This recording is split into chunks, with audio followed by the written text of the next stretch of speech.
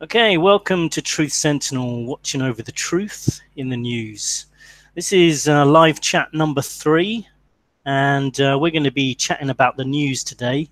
At some point, I'm going to say hello to Seth and possibly Anthony as well. He may be making his way here.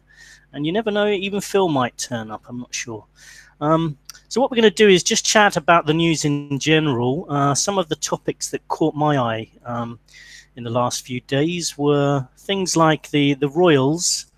They've been quite busy this week. The Queen has been giving advice to the general public that we should all find some common ground between us. And I mean, as most people know, I'm not a big fan of the royals. I just think it's an outdated concept. The idea that we all should give money to make this elite rich family have everything they want, and they can actually give advice like this. We should all find common ground. I just think it's ludicrous coming from someone who's so disconnected from everybody else. There is no common ground between me and the Queen, for example. It's just stupid.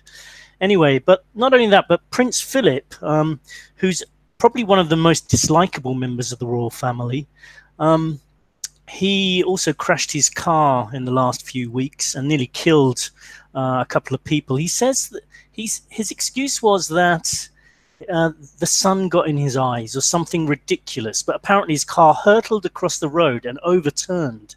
I don't know, whenever I've been driving my car, the sun got in my eyes, and I accelerated to like over 70 miles an hour. He must have been going to some speed to do what happened. And then the worst thing was the police said, well, he's going to be dealt with like any member of the public. But of course he's not, basically. And he nearly killed a woman, and there was a child involved as well. And the palace sent them a weird cryptic message initially saying, "We hope you'll remember us," which almost sounds like a threat.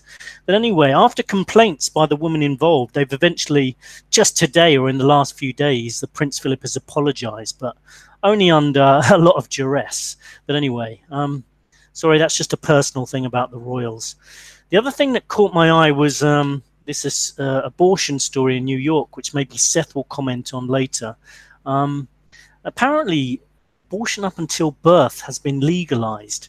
It's the kind of story you read and then think, oh, this can't be true, but apparently yes. So you can literally kill a baby just before it's born, and that's legal, which no matter what most people think about abortion, I just think that is a step too far.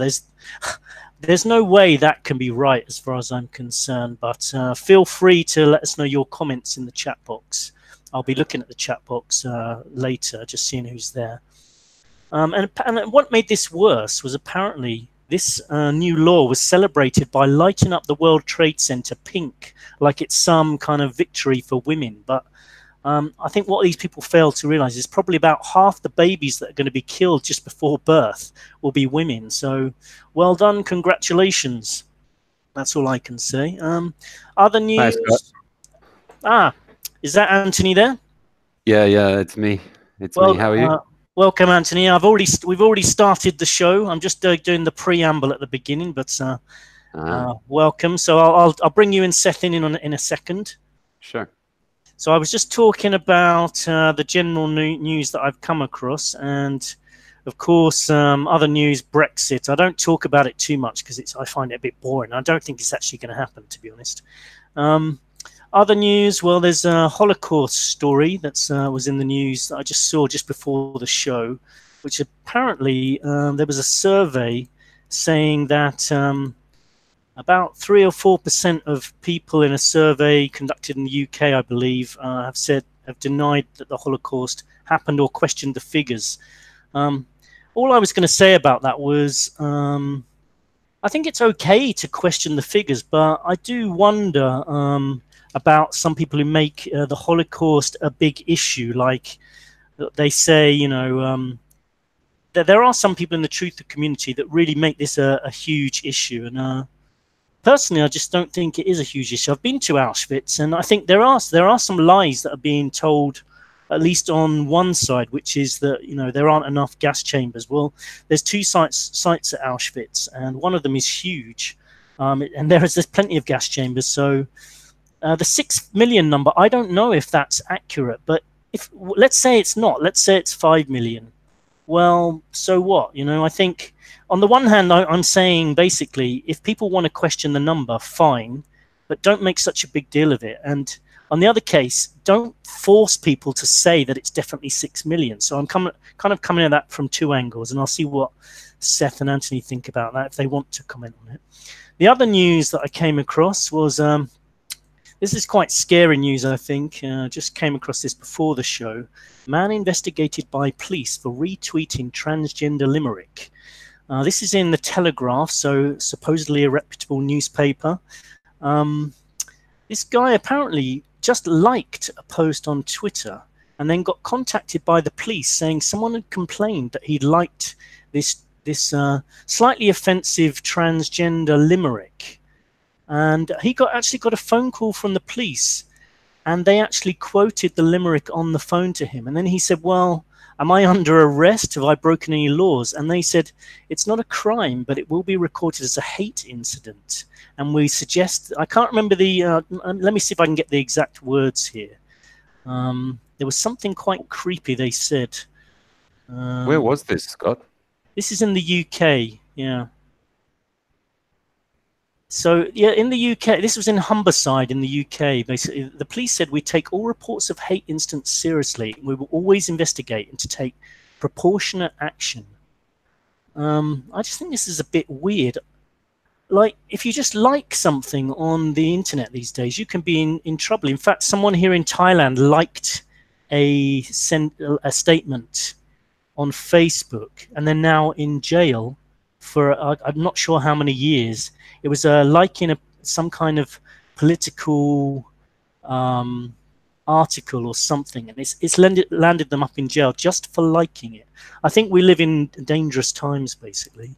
Well, indeed. Yeah, I mean, they told the guy, we need to check your thinking. That sounds very 1984. Yeah, that's right. They said, we need to check your thinking. And the voices you can hear on the side are Seth and Anthony gagging to comment, so I'm going to bring them in now. So welcome, Seth. How are you? Oh, all right there, Scott. How about yourself? Yeah, not too bad. I'm of course still recovering from the fight I mentioned last episode. I think I may have a cracked rib. I've put the video up on the Truth Sentinel channel, so you can watch two videos. One is the lead up to the fight with the training montage, and the second one is the actual fight itself. I did lose the fight. I've just ruined the ending of the video for you, but I would like to say I did survive all 5 rounds, and Seth has seen the first round where I wasn't doing so well, but I'd like to encourage people to try and watch round 3 and 4, because that's where I gained some confidence and actually knocked the guy down. He was flat on his back, so he still won anyway on points. But yeah, it was a very interesting experience for me, and I may never do it again, but I might. I don't know. Anyway, enough of that. Anthony, welcome. How are you? I'm pretty well, thanks, Scott. Yeah, I'm just sitting here in my kitchen, as you said, gagging to get in on the pouring in on this conversation. You're both being restrained on leashes. Yeah. So I was just basically, before you came along, Anthony, I was just going through some news articles. I was ranting about the royals again, I'm afraid. I mentioned abortion, talked about the Holocaust denial percentages apparently going on. I missed the royal family rant, but I heard everything else. Look, I think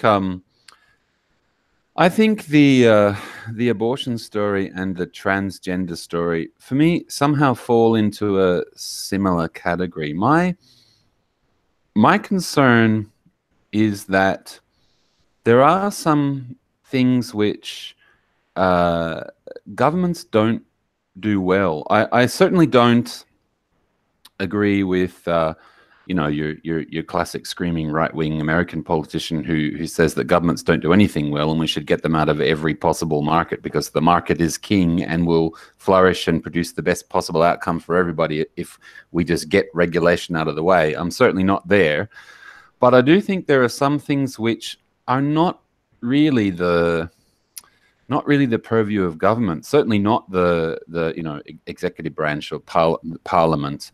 And I think so. If we take the transgender thing first, I mean, it has been ginned up a lot, this whole transgender issue, by people who are trying to induce a moral panic. We were talking about one of them earlier today, a certain Mr. Jordan Peterson, who I think is just absolutely loving this whole transgender issue. But he and others have really made it a much, much bigger issue than it would have otherwise been if they'd just shut up. But I think at the end of the day, whatever you may think about, the 56 genders that some idiot graduate student in some tiny university in America has come up with, the moment governments got involved and started to think that they should have a view on this and kind of try to police this, quote unquote, it just becomes scary. Like this is something that government should have no opinion on at all. And I also think, I mean, in a way, this is perhaps a bit idealistic, but I also don't think abortion is something the government should have an opinion on. It really disturbs me to see how much time is spent in the US on the topic of abortion. In other developed countries, take Australia for example, it is quite possible and regularly happens that a career politician gets right the way through their entire career without once giving a public opinion on the subject of abortion. And to me, that's as it should be. I just find it really bizarre and kind of disturbing that these American politicians just keep bringing it up, keep talking about it. They know they can get political capital out of it, and they somehow think it's their job to have like a representative opinion on something which is a very personal matter. For me, I would say, if anything, it's probably a judicial issue, a legal issue, not a political one. And so I kind of think, this law, I agree that perhaps it is going a bit too far, but well, not perhaps, it is going a bit too far, but at the same time, I think that I mean, the broader issue is, why are politicians getting involved in this at all? It doesn't seem to me to be something that is in the same kind of area as, let's say, interest rates or building roads. It just doesn't seem to me that it's any of their business.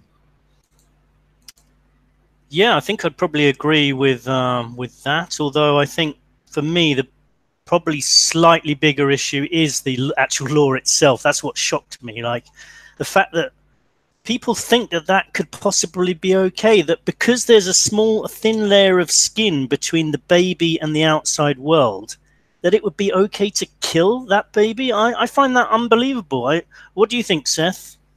Wow, I got a couple opinions on this one, and just in general of a lot of the stuff you talked about there. The royals thing it is what it is. Prince Philip looks like a ghoul, literally looks like some sort of monster that would come out of a crypt at night and suck the blood out of a small child's neck or something. I don't want to. There are conspiracy theories that he does actually that. no confirming videos. But, yeah, he certainly looks the part. But regardless on any of that, I think though to me the Holocaust denial issue on any of this is kind of the same thing of the transgender issue, is that who cares, honestly, if some guy has some views I find abhorrent, as long as those views aren't brought into physical violence or any sort of violence against anybody else, then it's their right to have those views. The guy that's the crazy conspiracy theorist, neo-Nazi guy has the right to have his view the same way as the guy that supposedly is the hateful transgender or transphobic bigot or something like that.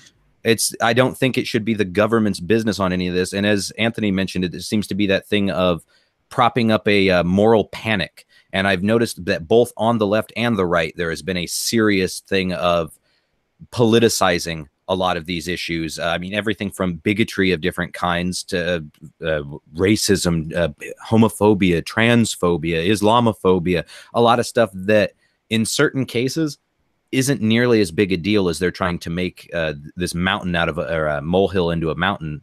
And it seems that it's just kind of ridiculous. As far as the thing of the transphobic tweet or whatever in question there, it seems absolutely ridiculous that you have a PC officer, which is just, I love that is in the first place is that this guy's referred to as a PC. I'm like, that alone is kind of disturbing. He really is the PC police. Indeed. But then this guy comes in and goes, we need to check how you're thinking. And though no victim exists there, technically there's no crime, but it's a hate incident and it's going in your report there. How much of a difference does that make in the future when they judge him on something else? Because God forbid this guy gets a traffic ticket or some shit later on. It could literally destroy his life because, oh my God, he's a horrible bigot. But as far as the abortion issue goes, there is some nuance to it because a particular law is going in cases of medical emergencies there or whatever to be able to have an abortion or perform an abortion on somebody in case of medical emergency there or whatever. So I don't know that it's necessarily going to be used for just somebody decides that 8 months into my pregnancy, I don't want it anymore, bye, and just going to get rid of it type thing. But I do admit that it seems completely ridiculous that government should have any say for the most part in the matter really at all, because deciding what arbitrary line is set of when a human life matters versus when it doesn't seems to be something that the average person has a hard enough time deciding. Why in the hell would you want the government to be the arbiter of life and death? But I also feel that way about stuff like the death penalty because, you know, my views are consistent. I know, real crazy idea for an American, but having consistent views of just keeping the government out of life and death situations in general seems to be a pretty good idea to me. Yeah. So Seth, I felt the urge to say amen a couple of times while you were talking just now. But you're so right about this arbitrary line, and that's kind of I think a big part of the reason why I wouldn't like. I would prefer government not to be involved in these things, because yes, there are going to be cases where you have an emergency where you know, perhaps the life of the mother is in danger, and that presents one set of moral questions, and then another set of moral questions is presented by a case where somebody who's 8 months pregnant just decides for crazy reasons that they want to abort, and legislation doesn't deal well with that. That's not something legislation. It's a clumsy, blunt instrument in situations like that. So that's why I would prefer, as you said, to just keep the government out of it altogether. Yeah, I think I agree with that, because even if you think it's okay to abort a child one day before it's born, if the law is involved and government are involved, then that could mean that someone's physically strapped down and prevented from having an abortion, or the opposite, is forced to have one. So yeah, I think that would be pretty weird as well. But it's a disturbing law. I wanted to quickly say that talk a little bit about Truth Sentinel as well. That we often have differing views on, even between us. We sometimes me and Anthony quite often have little chats on Facebook.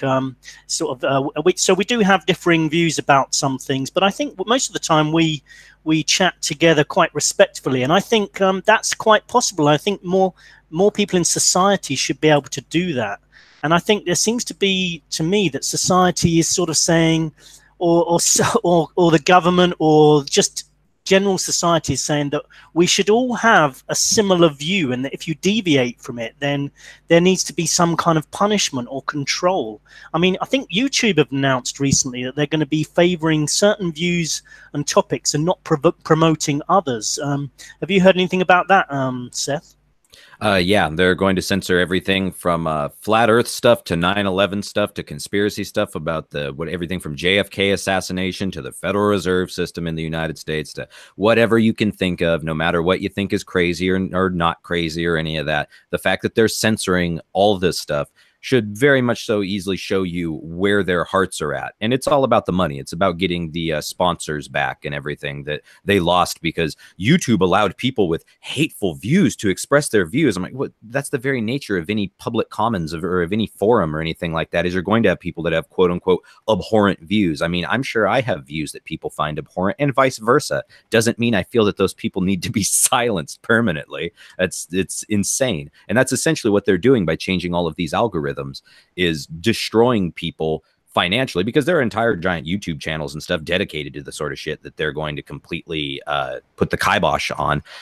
It's just weird to see them do this, but simultaneously act as though it's not openly censoring people in a dramatic, very 1984 style, but while simultaneously claiming we're doing it to help people or it's for the children. I mean, you guys are dangerous. You believe abhorrent things. I mean, we can disagree or agree on all sorts of stuff, everything from a vaccination to GMOs, but it doesn't mean that you should be silenced or I should be silenced because I find your view or you find my view abhorrent on something.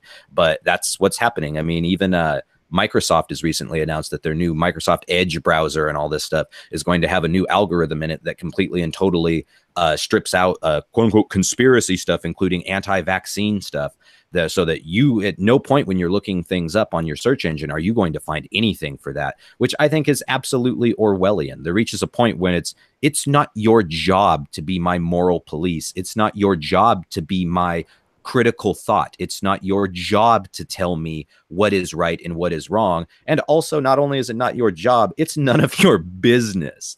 There will always be quote unquote stupid people or dangerous ideas, but having the government come in and tell you, or better yet, a private company that is beholden to absolutely no one other than their own greed, is you should kind of tell you that, I don't know, this seems kind of sketchy.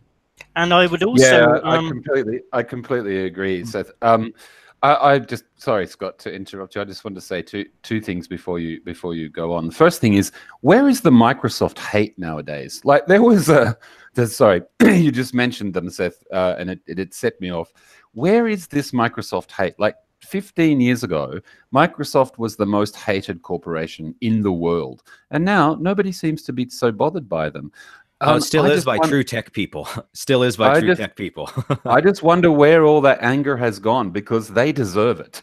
But I also wanted to say, this is I think a symptom of something that we really do need to grapple with, and perhaps this is an area where the government does need to step in, because you mentioned YouTube there.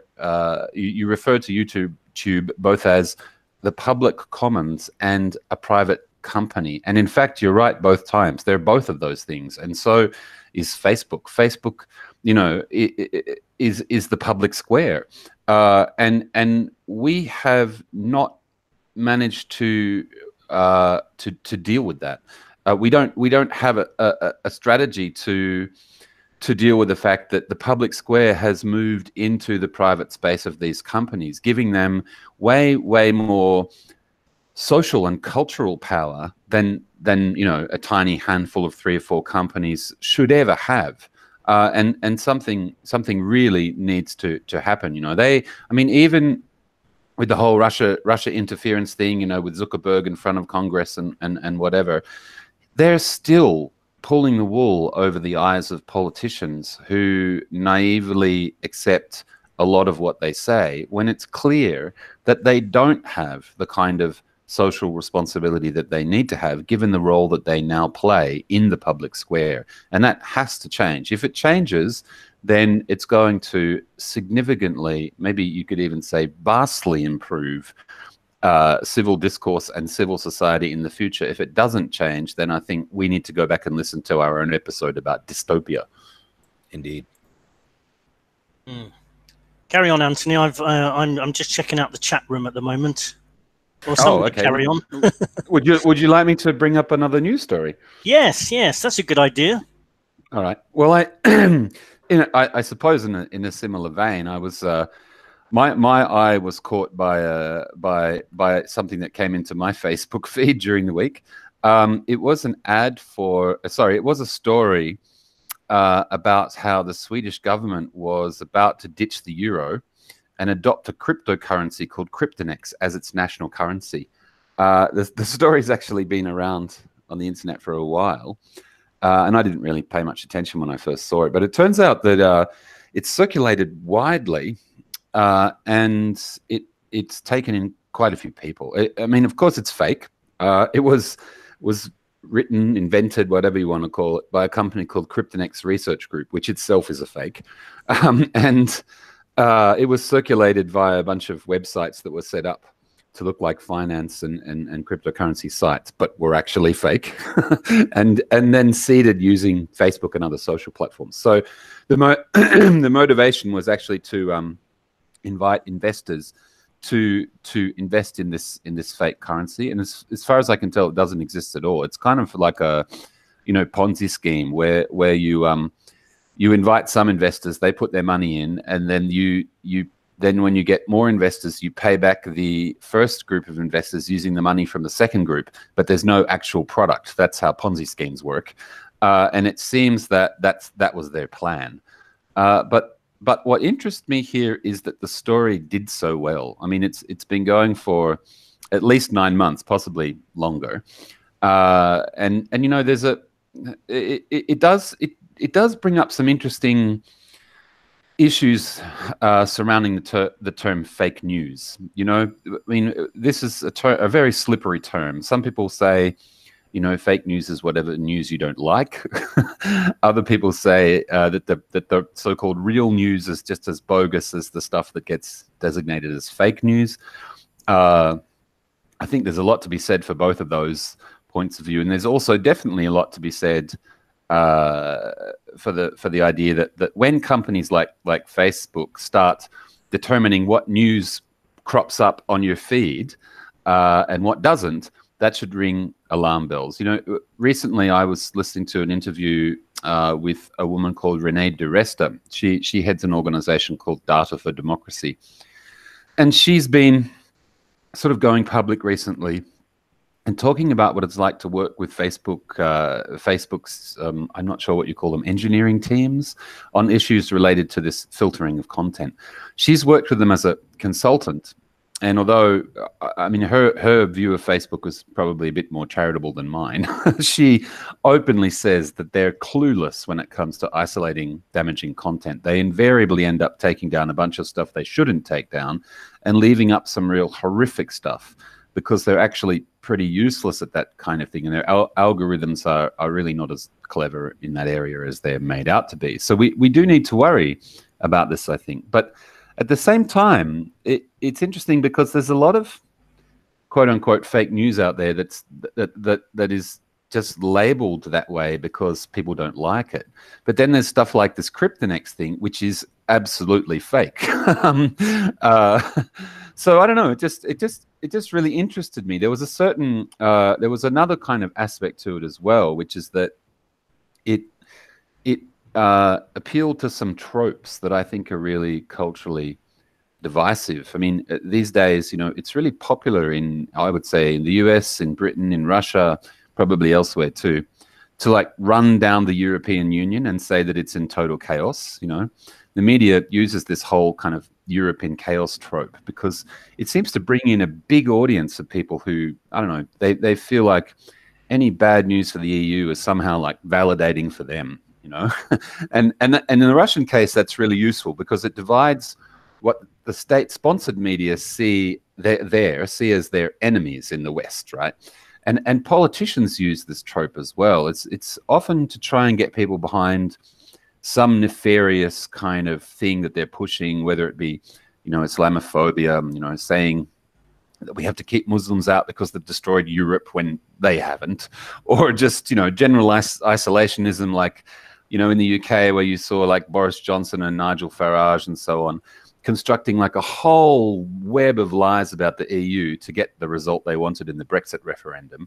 And the Kryptonex story relies on the same trope to some extent. They also tried to circulate a story claiming that Estonia wanted to ditch the euro and adopt Kryptonex, but they couldn't because the evil Central European Bank blocked them. And that just plays directly into the whole paranoid narrative about, oh, Brussels running our lives from behind the scenes, unelected, blah, blah, blah, blah, and all that kind of thing, which is, I think, a really damaging kind of strain of paranoia to inject into the population. So yeah, interesting. I'm interested to hear what both of you guys think, because I know you, like me, you both have reservations about the term fake news. But this one seems to be like a, genuine fake, like when you go to Turkey and you see those souvenir shops with signs out the front saying, "We sell genuine fake watches." It seems, yeah. So I don't know. What do you think, Scott? Well, yeah, I think fake news is the new conspiracy theory label as well, where basically fake news is anything that's non-mainstream, as well as being stuff that, yeah, certain sides don't want to agree with or say is ridiculous. It's fake news. I think fake news is only damaging if it's damaging. Is it going to hurt anyone in any way? And when I say anyway, I mean physically or economically. Like that's why this is an interesting case, because the idea was to scam people out of their money using. Yeah, well, that's a bit like the Nigerian emails that are always trying to scam people out of money. And on the one hand, I think they kind of, on the one hand, I sort of think, yeah, they should ban those Nigerian emails and prosecute the people behind them. On the other hand, it's blatantly obvious to the majority of people those are scams, and there are certain people who I'm not going to mention that I have to point out certain things on the internet are scams, and it should be obvious. And I think what needs to be done is education to be able to understand what is a real scam, a harmful one that's going to damage you economically, but don't try and tell people what to think. Regarding the flat earth, I love the flat earth theory. I think it's fantastic. Whether you believe it or not, it is fantastic for critical thinking. And some flat earthers are some of the most intelligent people I've spoken to or listened to. That it's great. It's bringing people back to a base level. It's not dangerous. And the idea that people want to ban stuff like the flat earth or other stuff, I think is kind of dangerous to the thinking process, because it's getting rid of critical thinking. Critical thinking needs extremes, whether they be true or not. And I'm not even saying the flat earth isn't true. I'm not sure, honestly, these days. I'm not a flat earther, but they've got some excellent points and they should be heard. And I think extreme views should even be heard. There's certain extreme views I don't particularly want to listen to. I think there's certain extreme views that you kind of think to yourself, I've got a bad feeling about this.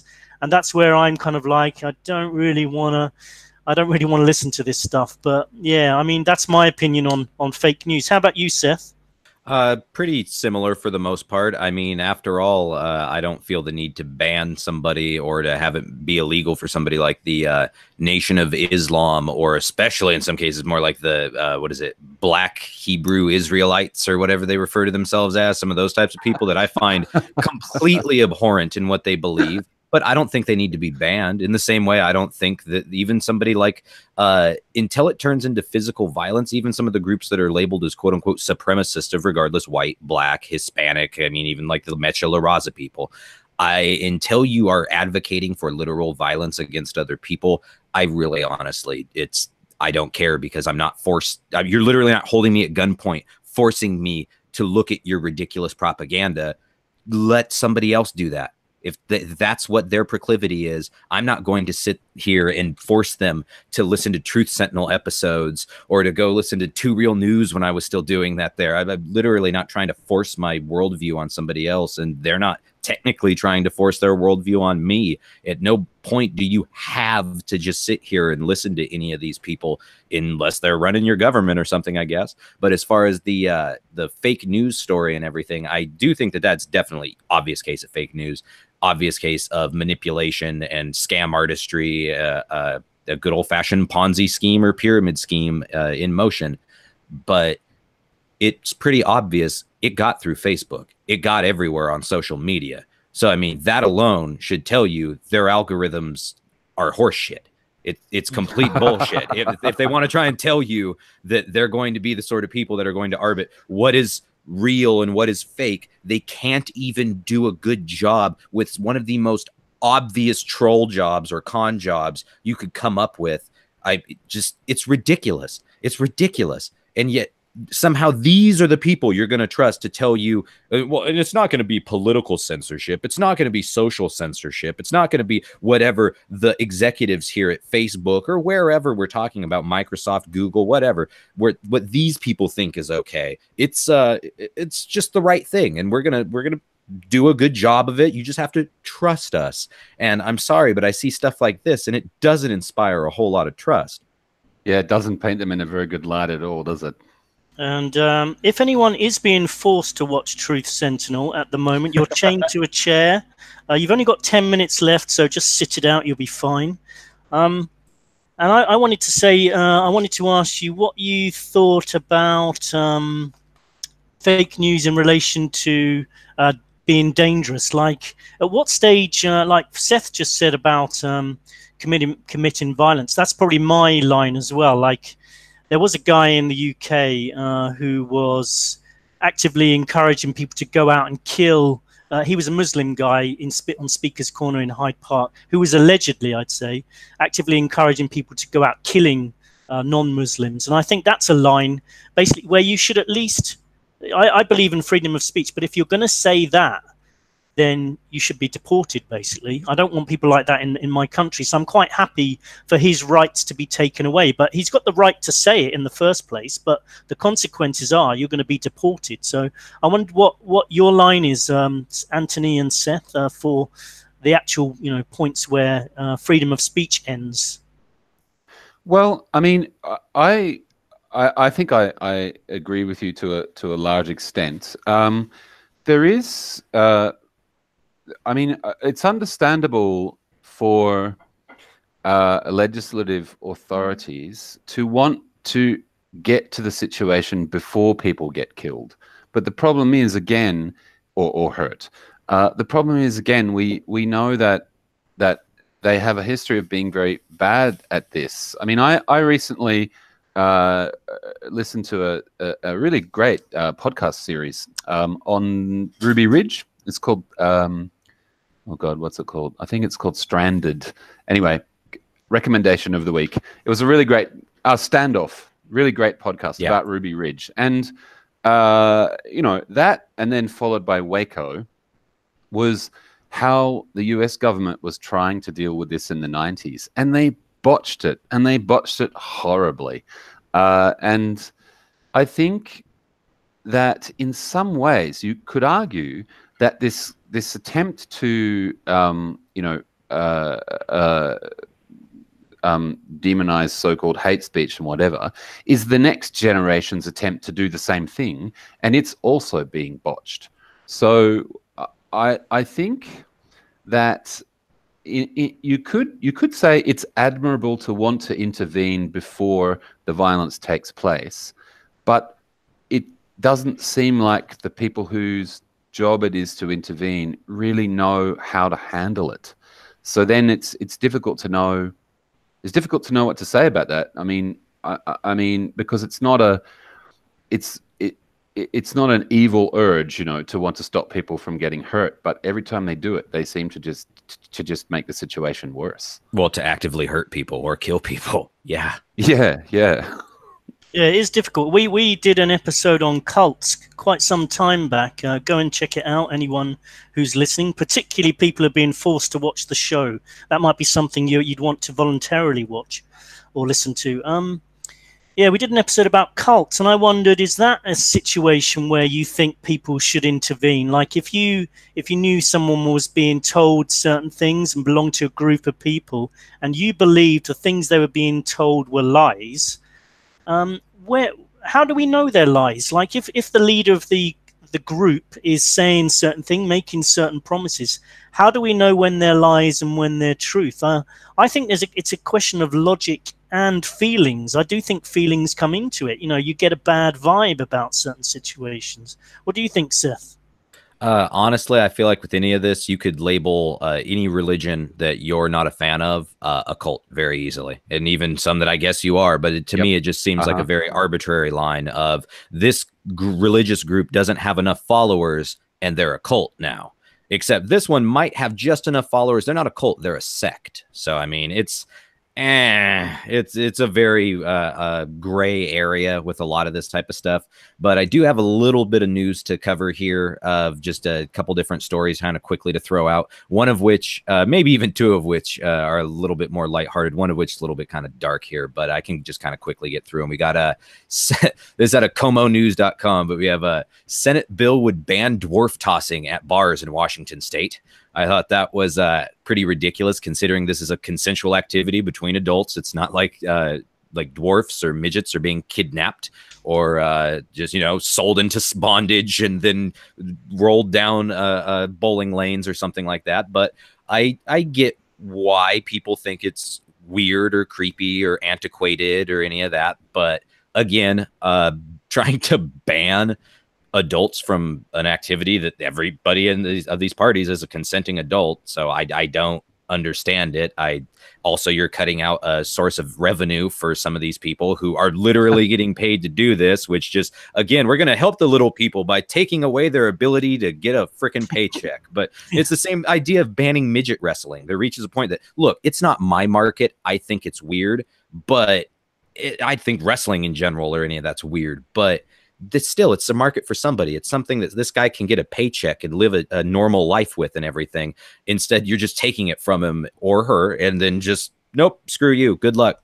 Make do with it. I cared about you. Government to the rescue type thing. And it's just, ugh.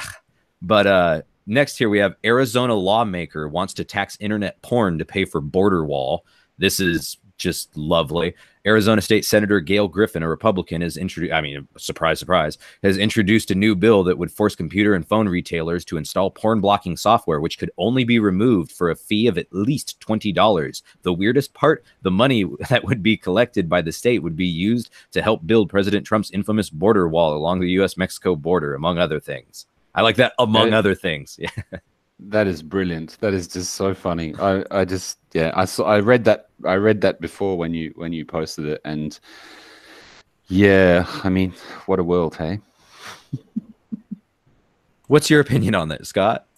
That is slightly disturbing. I'm sure there's a joke in there. I was actually, while you were talking, I was trying to think of a joke, but because of my tiredness, I woke up a bit too early this morning. There's just nothing. There's no jokes being formulated at all. So I was just. Yeah, I'm afraid I have no comment to make on that, but it does seem bizarre, yeah. Alrighty, and then here's the last one that we've got, and this is out of Times of Israel, and this is a little bit darker stuff, but this is part of why there might be such a thing of anti-Semitism abroad. There might be such a thing of things like Holocaust denial and such, because, certain members of the Israeli government that try to, in Israel, the Israeli government tries to represent itself as the Jewish government and all this stuff and paint itself as the face of all Jewish people. Likud, a member of Knesset, enlists Hebron shooter Azaria to back his re-election campaign. Deputy Environment Yaron Mazuz sits beside the controversial former soldier in a new video ahead of a party primary on February 5th. We literally have somebody that is standing next to a soldier that after a person was detained has been completely and totally incapacitated, somebody that did attack IDF soldiers and stuff. This guy goes up and just mockingly, laughingly goes and blows this person's brains out and is on video doing it and brags about it, becomes a right-wing hero in Israel to all these members of the Knesset and guys like Likud and all this Netanyahu and everybody like that.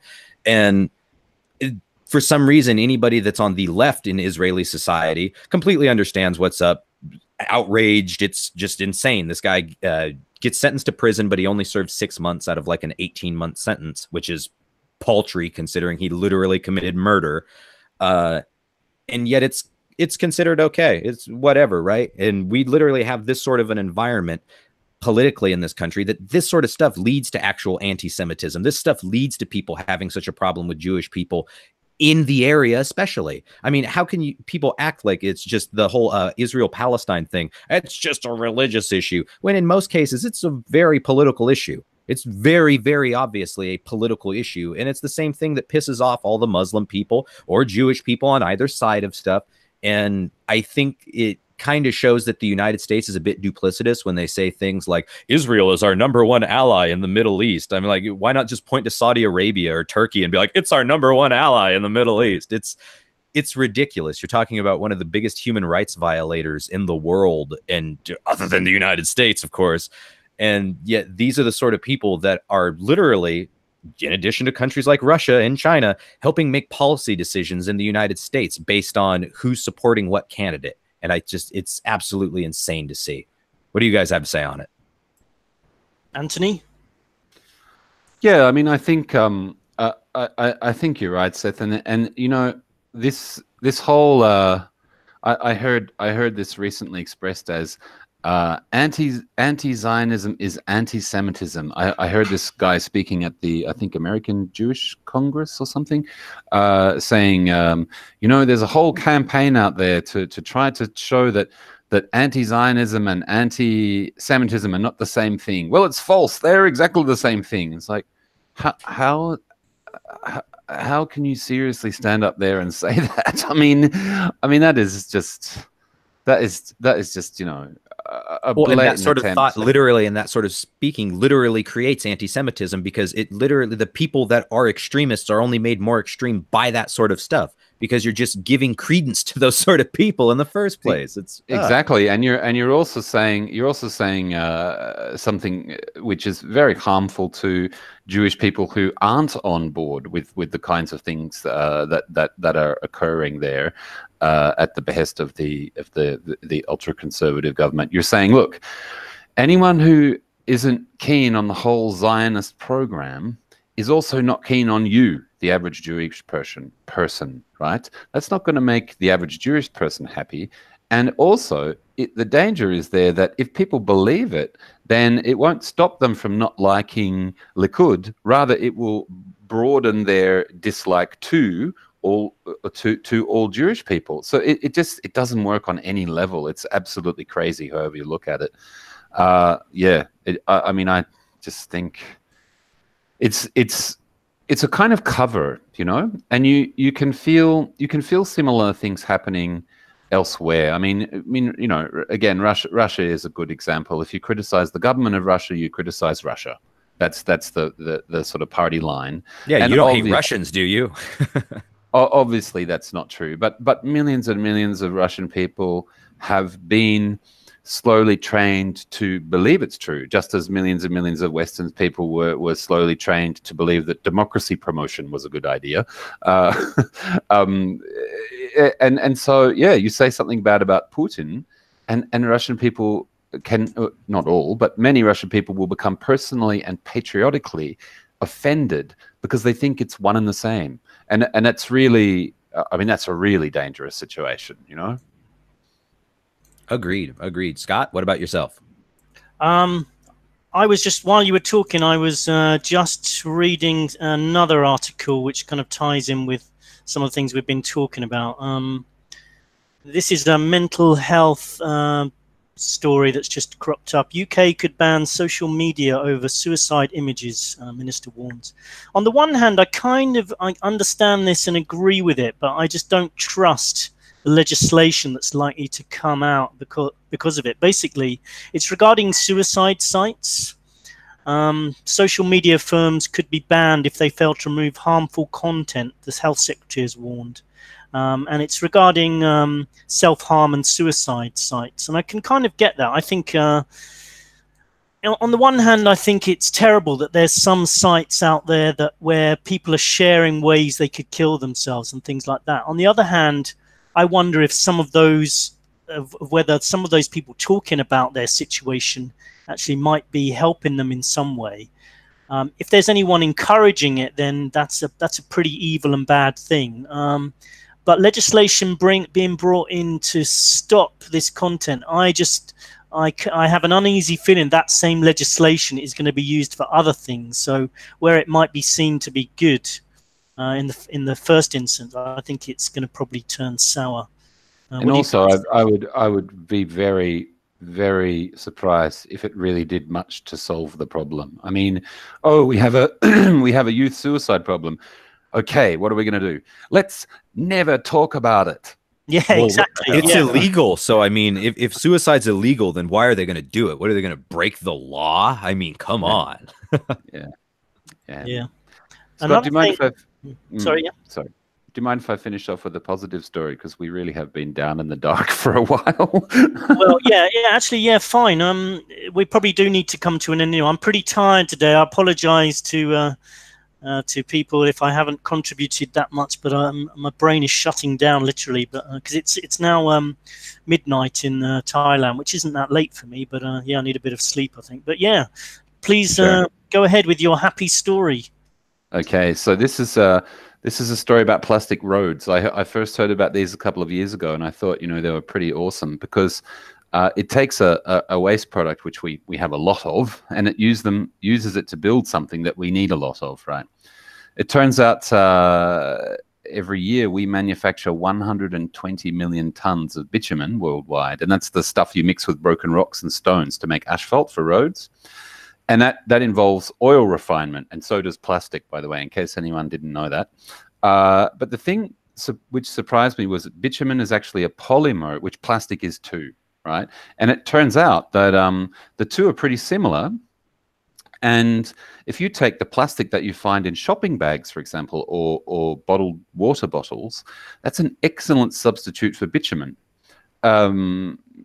And it also looks as though it's more durable. The first plastic roads are only a couple of years old, so we don't really know that for sure yet, but it seems like they're going to last a lot longer. So a couple of years ago, this came out. It was being trialed in the Netherlands, blah, blah, blah.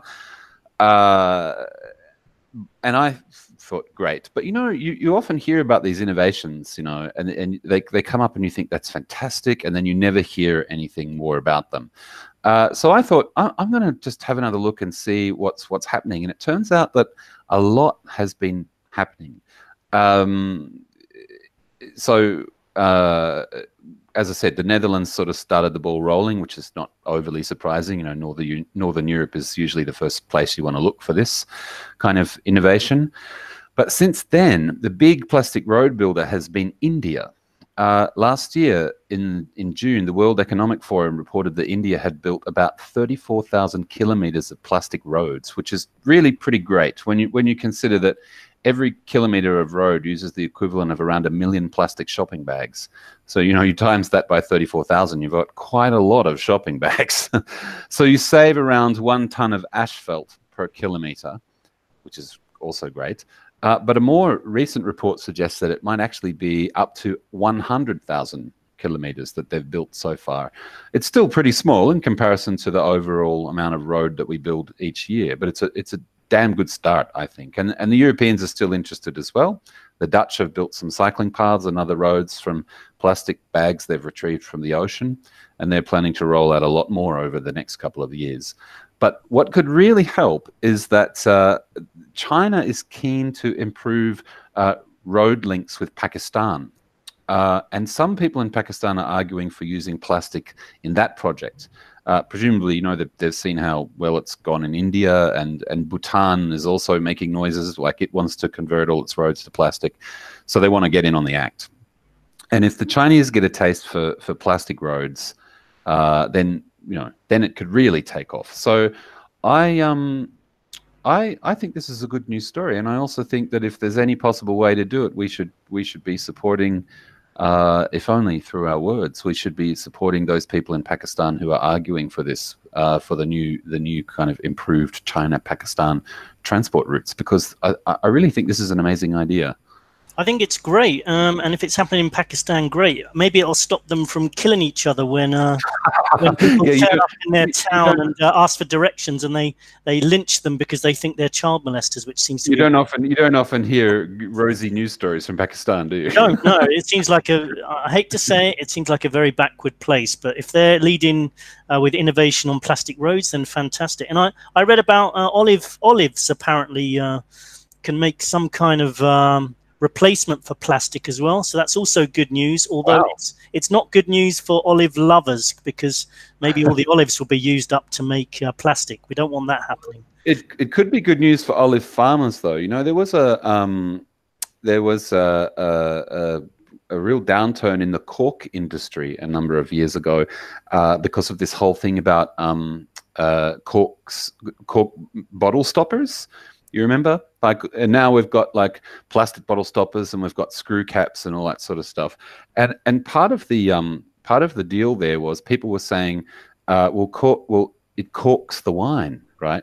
But it turns out it doesn't cork the wine. What was happening was companies were spraying a fire retardant chemical onto the corks, and that was corking the wine.